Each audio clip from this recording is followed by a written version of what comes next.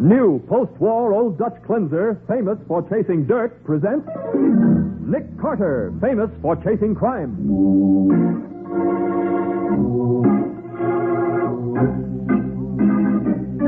Every week at this time, two great names are joined as new post-war Old Dutch cleanser brings you one of the most resourceful and daring characters in all detective fiction, Nick Carter, Master Detective.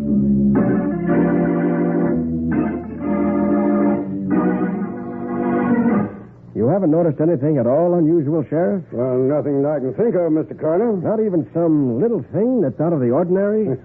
Well, the only thing I've seen different is that a lot of folks who never wore glasses are wearing them now. Hey, wait a minute, Sheriff. You say lots of folks have suddenly taken to wearing glasses? That's right, Mr. Carter. Sheriff, that's the answer I was looking for. New glasses. Come on. Come on, where? To catch a murderer. And there's no time to lose. And now, the case of the failing eyes. Today's adventure starring Lon Clark as Nick Carter. Brought to you by new post-war Old Dutch cleanser. This early summer morning, a sleek new car drives into the yard of a small farm in western Pennsylvania. A man and a woman get out briskly, carrying notebooks and sheets of official-looking documents. They approach the tall old farmer who is watching them curiously and explain their business crisply. Good morning, sir. Morning. I hope we're not intruding. Permit us to introduce ourselves. My name's Blake, and this is Miss Ransom. Good morning. Morning, ma'am. We're research experts for the Federal Foundation, Mr.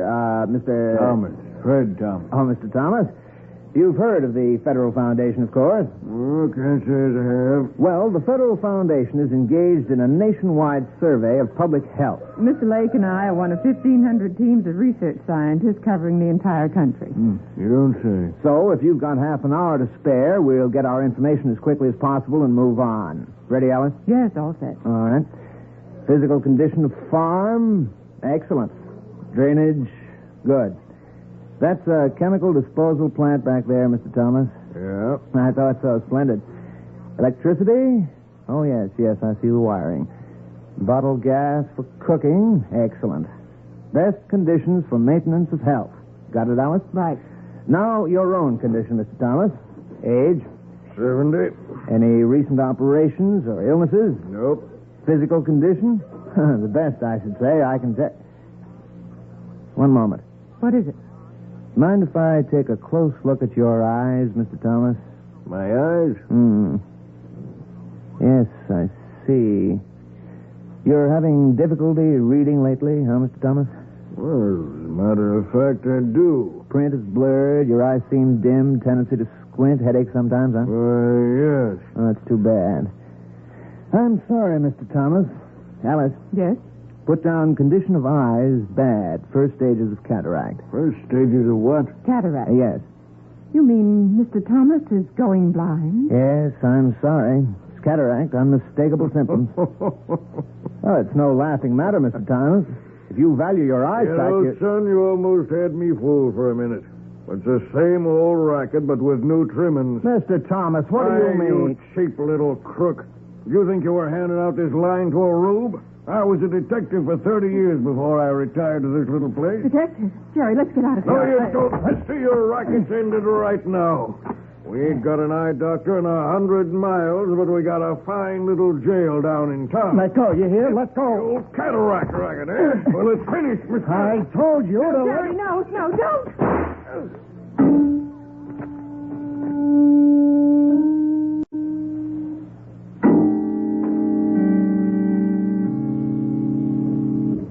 What's the letter say, Patsy? It says, My dear Mr. Carter, in accordance with your wishes, I'm keeping you in touch with news about your old friend, Fred Thomas. I'm very sorry to tell you that Fred is dead. Dead? Go on, Patsy. He committed suicide on his farm sometime yesterday. Suicide? A note was found in which Fred stated that he had been depressed for some time owing to failure of his health, and that he had decided to give up the struggle. Oh, that's impossible. I can't tell you how sorry I am to give you this news. Yours very sincerely, Walter Bleecker, attorney. I can't believe it, Patsy. Fred Thomas was pretty close to 70, Nick. Fred could be 170. He'd never commit suicide. Well, some people, when their health fails, Patsy, Fred Thomas worked with my father. He was my father's friend and mine. Fred never gave up a fight. Never. Well, what do you think happened, Nick? I'm not going to do any thinking until we've got facts to go on. Do you want me to write to the lawyer, Bleecker? No, get your bag packed. We're driving out to Westville at once. Come in.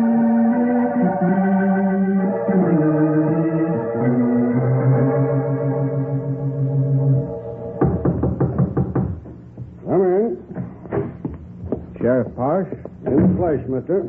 I'd like to talk to you. My name's Nick Carter. This is my secretary, Patsy Bowen. Hello. The detective fella, eh? What do you want to talk about? Fred Thomas. Nothing to talk about. Case is closed. Well, Sheriff, I'm not exactly satisfied with the facts as they stand. You're not, eh? No, I'm not. Well, ain't that too bad? Look, Mr. Nick Carter, we've got a small police department here. Not exactly fancy like your big city outfits, but we know our way around. I'm sure you do. So if you've got any idea of making a big show down here... Excuse me, Sheriff. I don't like to interrupt, but you don't understand. I've come down here to cooperate and help. If there are any headlines, you can have them. Ah. Look, Sheriff, Patsy and I just checked in at the Westville Hotel. Would you mind calling the desk clerk? Why should I do that? To prove that I'm sincere. Call him and ask him to read you the names of the people who just checked in. If that doesn't satisfy you, we'll get out of town. Well, I think you're crazy. But just to get rid of you, I'll do it. Ellie, get me Sam Woods at the hotel. Yeah. Sam? This is Joe Parsh. I understand a man and a woman just checked in. What's their names? Mr. Nelson Crane and Miss Paula Brown. Shoe salesman? Well. Thanks, Sam. Well, Sheriff? I guess maybe I made a mistake, Mr. Carter. I apologize to you and Miss Bowen. Forget it, Sheriff. All I want to do is to find out what happened to my old Fred Thomas. Well, come on. We'll go out to Fred's farm right now. And by heaven, if you earn any headlines, I'll split them with you.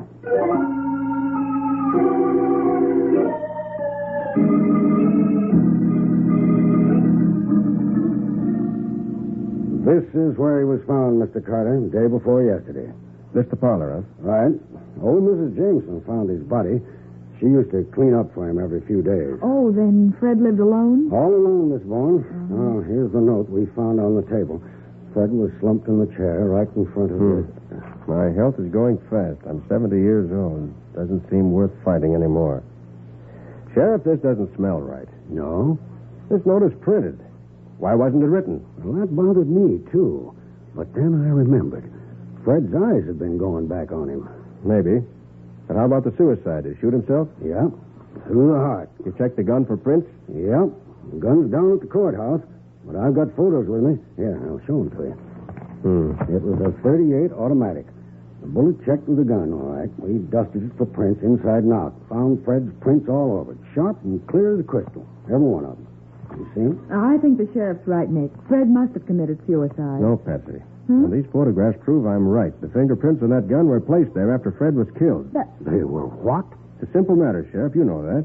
All the killer had to do was take the dead man's hand, wrap it around the gun, Of course, Nick, but what makes you so sure that's what happened? Because the prints are too clear and sharp, Patsy. Especially when Fred's supposed to have held the gun when he shot himself. Too clear? Yes, the recoil of the gun in his dying hand would have smudged the prints. They couldn't possibly be sharp. By heaven, you're right. I've been a fool. The question now is, who killed Fred Thomas and why? That's right.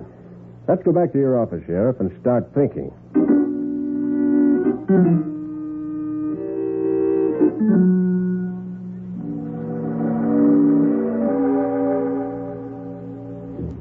Sheriff, you say Fred had no enemies at all in Westville? Not one. He was a fine man, and everyone liked him. And you also say he had nothing worth stealing. No, nothing was stolen. And it gets down to this. Fred must have come across something new, something bad here in Westville. Whatever that was, he was killed as a result. We've got to find what it was. Well, you name it, Mr. Carter, and we'll find it. No, Sheriff, you're the man to call the turn now. I am? How? Well, have you noticed anything new or different or unusual about Westville recently? Suspicious strangers passing through, new businesses, anything? Well, I can't think of nothing. At least nothing suspicious. Not even some little thing that's out of the ordinary? Well, the only thing I've noticed recently is that lots of folks who never wore glasses are wearing them now. Hey, wait a minute, Sheriff, wait. You say lots of folks have suddenly taken to wearing glasses who never wore them before? That's right. Why, even old Jem Small's got a pair. Why do you mention Jem Small particularly? Well, because he'd be the last fella I'd expect to see wearing glasses. Why, he... Wait a minute. I wonder where Jem got them specs he's wearing. Well, he probably bought them at the oculist, same as anyone else. That's just the point, Miss Bowen. There ain't no oculist in Westville. Well, if there's no... When anyone wants glasses, they drive the 16 miles over to Garytown. Well, Jem's been laid up for the last 2 months with a lame back. Well, he couldn't get to Garytown. Maybe he bought them by mail. Not Jem Small. He'd want to see what he's buying first. Sheriff, I think you've given me the answer I was looking for. New glasses. I don't get you. Let's go ask Jem Small about it. There's just one chance in 100 that this is the something new that killed Fred Thomas.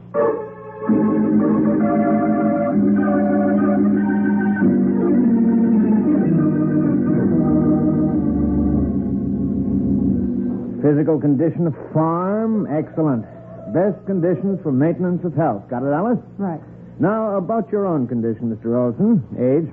I was 65. Mm-hmm. Recent operations or illnesses? Well, 10 years ago, I get appendix taken out.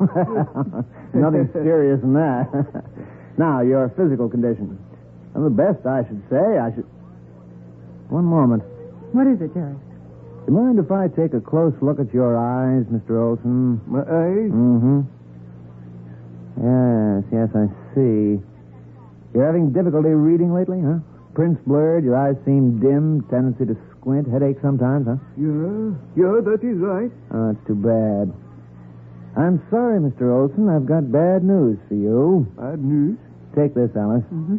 Condition of eyes, dangerous. First stages of cataract. What? Cataract. Yes. You mean I go blind? I'm sorry, but it looks as if you... No, not blind. I cannot go blind. Better I kill myself. Oh, it's not as bad as all that, Mr. Olson. Mister, you and lady, you scientific people from The Federal Foundation. You know science. You know about eyes. Maybe you tell me how it affects them up, please. Well, there is a cure, Mr. Olson. Oh, yeah, tell me. The Federal Foundation elixir. Alice, get a bottle. Right, Jerry. Now, this treatment, when taken with the special foundation glasses, retards the progress of cataract. Oh, yeah, that is good. Unfortunately, it's a difficult formula to prepare, Mr. Olson. It's rather expensive. How much? $100. $100. If the price is too much for you, Mr. Olson... No price too much to pay for eyes. I pay. You wait here. I got money from home. Get a pair of the foundation glasses, too, Alice. Wind southwest 24 miles an hour. Barometer 29.91 and falling. Turn it. Rifle radio on again. This afternoon I and tonight. tell her next time she leaves that on. WQXQ brings you a special warning. Huh? Sheriff Parsh, in Sheriff Parsh. association with Nick Carter, warns all citizens to be on the lookout for two crooks now working the cataract racket in this county. That's all right. A man and a woman claiming to be representatives of the Federal Foundation are working through the farms and selling bogus cures for imaginary cases of cataract. Imagine Any it. information as to their whereabouts should be phoned directly to this station. A reward of $1,000 will be paid. By Jiminy, I get them and I get the reward, too. Hello, Mrs. Schultz. I want to call radio station right away. Sure, I hear announcement. I think I win reward. You get radio station, please. I think Crooks is here on my farm now. Jiminy, they try to take $100 from me. Now I take $1,000 from them. I tell Nick Carter all about this. Good work, Jerry. Yeah, he's out cold. Hang up that receiver quick. Okay. You're in a jam, but there's one ray of sunshine. At least this big mouth didn't get through to Nick Carter.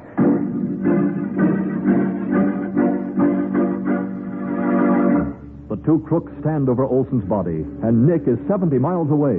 We'll see what happens next in just a moment.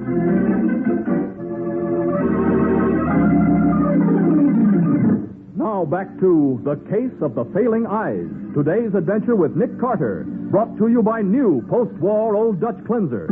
It's 4 o'clock in the afternoon. Heavy thunderclouds are slowly covering the sky as Nick's long black convertible scorches down the roads, eating up the miles to Olson's farm. How much further, Sheriff? Just a few more minutes, Miss Bowen. You know, Nick, I keep thinking about that phone call to the radio station. People kind of make fun of the way local phone operators in the country gossip and listen in to local conversations. Yeah. But if that Mrs. Choate, you know, the local operator, hadn't been in the habit of listening in on what people were saying, she wouldn't have been able to relay Mr. Olson's message to us. Well, I'm still worried about Olson. Why, what do you think happened to him? I'm afraid the crooks overheard his call and shut him up. Ease up, Mr. Carter. Here's Olson's place. Golly. Thank heaven that's over. 70 miles in 73 minutes. That's traveling. Oh, it sure is. Come on. This is Ed Larry here, local police officer. Hi, Ed. Hi, Joe. Finally got here, did you? Yeah, this is Nick Carter and Miss Patsy Bowen. Ed Larry. How do you do? How's Olson, Mr. Larrow? We don't rightly know, Mr. Carter. Now, what do you mean? Seems like he ain't around nowhere, Mr. Carter. Seems like he's disappeared.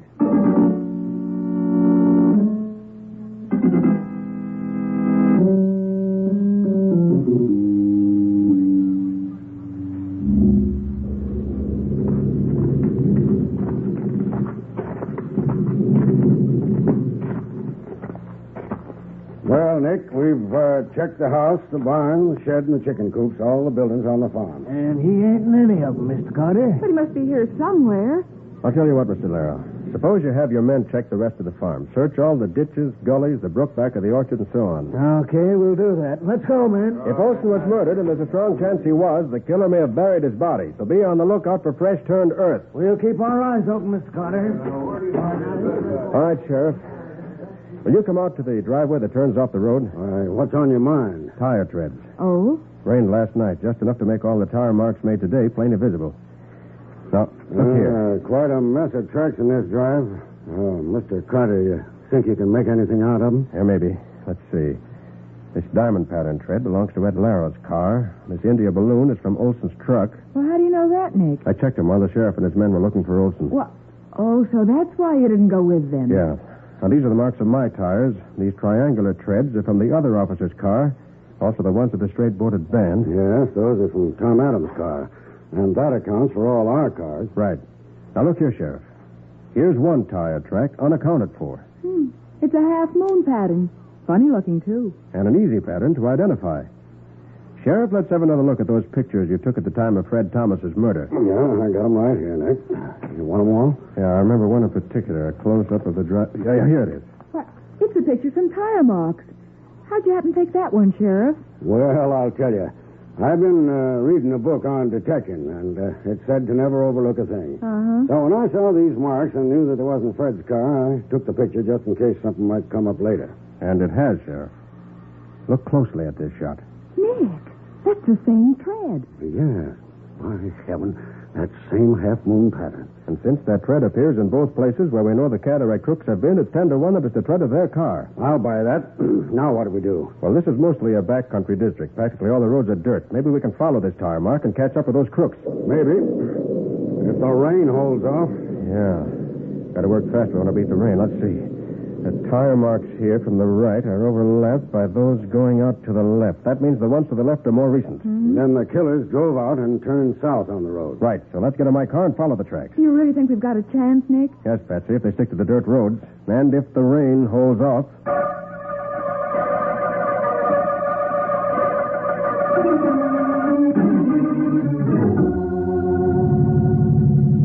Straight ahead, Mr. Carter. Straight ahead. I can still make out the half-moon pattern. They've certainly been weaving in and out of the back roads. Probably Ed Larry should take credit for that. How so? He set up roadblocks in a 10-mile circle right after I spoke to him on the phone. Good man. That means our friends are running in circles trying to find a place to break Left, through. Nick, left. See? Oh, yeah. Thanks, Patsy. Oh, doggone it. What's the matter, Sheriff? The rain's starting. Oh, so it has. If we don't overtake them before the next fork or crossroad, I'm afraid they'll get away. Unless the roadblocks stop them. Mr. Carter, look up there ahead. Why, there's smoke. Yeah, black smoke. What does that remind you of, Sheriff? Why, burning oil or gasoline.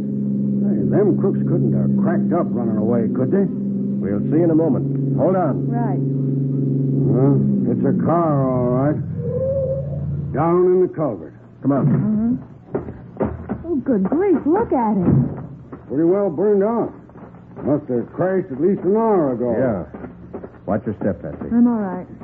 Hey, look. 2 bodies inside. Badly burned. Well, looks like a man and a woman. Oh. 2-door sedan, searchlight on roof, fog lights over bumper, last 2 numbers on license plate, 59. That all checks with what Jen Small told us, Nick. Yeah, it's the killer's car without any The question. whole front end smashed in. Yeah, looks like death caught him before we did. Hey, give me a hand with this door, will you, Sheriff? All right. Force it open. Oh, a man and a woman. That's about all we can say now.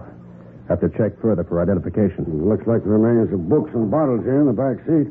And what's left of a lot of spectacles, too. Well, I guess nobody'll ever drive in this car again. I don't know that anybody will want to drive it. Them 2 crooks don't need a car no more. Not that they're both dead. I wonder whether they are.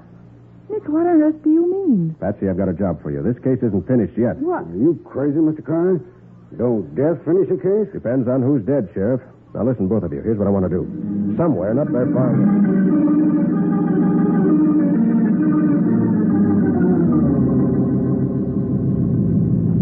Golly, it's getting so dark, I'm getting all mixed up. Nick said to cover all these back roads, but I don't know where I've been and where I haven't. These dawn roads twist and turn like a labyrinth. Gee, I wish Nick were here. I'd like to ask him whether... Hey! What a problem. Golly.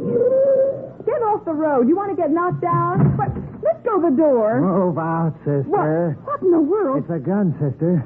Get out of the car. You... I've been waiting 2 hours for an easy mark to come along, and you're it. The car belongs to me now, lady. You won't be needing it anymore.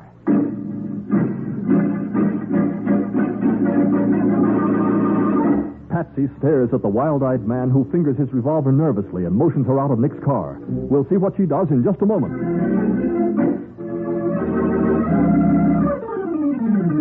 Now for the conclusion of The Case of the Failing Eyes. Today's adventure with Nick Carter, brought to you by new post-war Old Dutch Cleanser. On a lonely country road, Patsy crouches behind the wheel of Nick's convertible. The armed man who has stopped the car shifts his gun to his left hand, reaches through the open door, and grabs Patsy. Come on, you heard me. Get out. No! I'd just as soon let you have it now, sister. You're the Only cataract man, aren't you? How do you know? From the description. That tears it, lady. If you ever had a chance, it's gone now. Come on. Oh, Nick! He can't help you now. Come on, let's get off the road. Help me, Nick! I don't want them to find you right away. Just a couple of hours in your car's all I need. Nick, where are you? Don't be a fool, sister. Yelling won't help none. Yeah, it's far enough. Oh. I'm not going to waste time, sister. This is it. Down, Patsy, get down. What the... Hey. Oh, Nick, oh, golly. Don't go looking for that gun, friend. It's probably buried in poison ivy. You hurt your Patsy? No. It's just my heart. It won't start again. Well, I'm sorry. I got all tangled up trying to get out of the luggage compartment. Well, my friend, the racket's finished, and you're... You dirty... No names, please. After all, I could call you a 3-time killer, swindler, thief, and all-around crook, but I won't. I'll just call you a jailbird.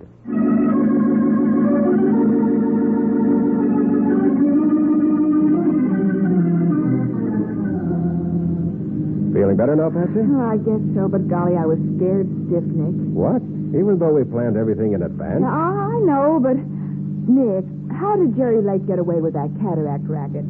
How did he manage to scare people into falling for it? Well, he only picked on the older folks, people who were suffering from the natural short-sightedness of old age. All he did was describe the symptoms of failing eyesight. And they thought he was describing the symptoms of cataract. That's about it. What a dirty racket. Yeah. Oh, another thing, Nick. Yeah? You say it was Olson's body that was burned in Jerry Lake's car. That's right. You see, Jerry murdered the girl he worked with and left her body and Olson's body in the car when he burned it. Yeah? He figured by making us think he was the one who died in the phony wreck that he could get clear. Well, you said you knew it was a phony accident because the car was still in low gear. Well, I certainly did. If the wreck had been on the level and they'd gone off the road while they were driving along, the car would have been in high gear.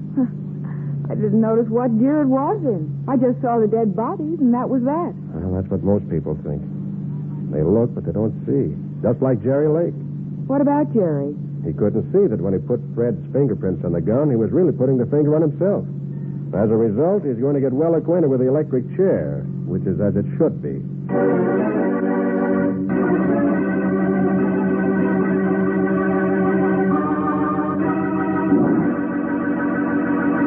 Well, Nick, what about the adventure that new post-war Old Dutch cleanser will bring us next week? It's a story about women's fashions, Mike. Women's fashions? Well, they've always been a mystery to me. Don't tell me Well, that... in this case, they're more than a mystery. They're a cause for plenty of violence. You see, the fashions were being stolen, and Mary Danville said she knew who was stealing them. And when we went to see her, she walked out of her apartment without saying a word. And a moment later, we found her murdered in her bedroom in that same apartment. Hey, wait. This is confusing enough without going any further. What do you call this adventure, Nick? I call it The Case of the Quiet Roommate.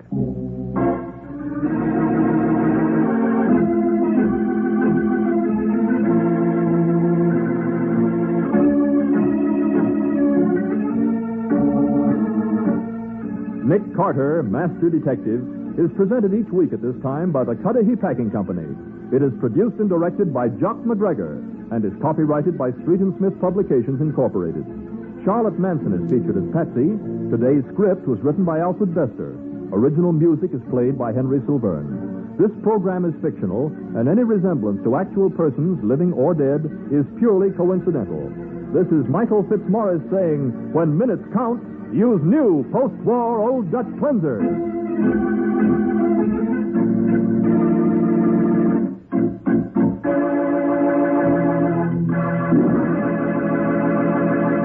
This is the Mutual Broadcasting System.